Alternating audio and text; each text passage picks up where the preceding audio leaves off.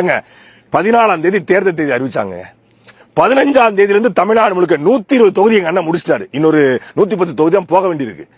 பம்பரமா ஒரு நாளைக்கு 8 கூட்டம், 2 பிரஸ் மீட், தனியா போய் புதிய நம்பர் மைக்கு நிட்டாலும் அதுக்கு ஒரு அரை மணி நேரம் பேசிட்டு போயிட்டு இருக்காரு.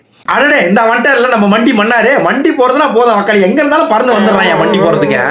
அதாவது எங்க அண்ணன் எலெக்ஷன் டேட்டை 14ஆம் தேதி அறிவிச்சாங்க. உடனே 134 தொகுதி பம்பர் மாதிரி சுத்தி சுத்தி வந்தாரு. ஆமா சுத்தி சுத்தி தான் வருவாரு. ரோடே அனாதையா கண்டா சுத்தி சுத்தி நடா அங்க சூப்பர்மேன் மாதிரி பறந்தே போலாமே. ரோடே அனாதையா கிடக்குது, பின்ன வந்து பறந்துதான் போக முடியும், சுத்தி சுத்தி தான் வர முடியும். சுத்தி சுத்தி வந்தீரு அப்படின்னு.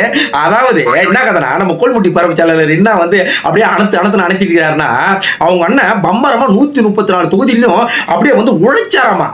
அதாவது நீ ரோட்ல போனா 10 பேர் நின்னு பாப்பாட்டா, இவங்க கிட்ட போனா எப்படி புழுவி நம்ம காதிலி மூக்குலி ரத்தத்தை வர வச்சு அப்படியே டெட் பாடி ஆகிடுவான். அதனால எல்லாம் பறந்துருக்கடான்ட்டு எல்லாம் ஓடிடுறாங்க ஒரு பக்கம். உங்க அண்ணன் மட்டும் கொடைக்கானல்ல சுற்றுலா பயணம் போற மாதிரி சும்மா ஜம்முன்னு போயினே இருக்கிறாரு. யாருமே இல்லாத ரோட்ல எவனா டீ யாத்திரன்ற மாதிரி ஜம்முன்னு போயினே இருக்கிறாரு. அது மட்டும் எப்படி அவங்களால மட்டும் முடியுது?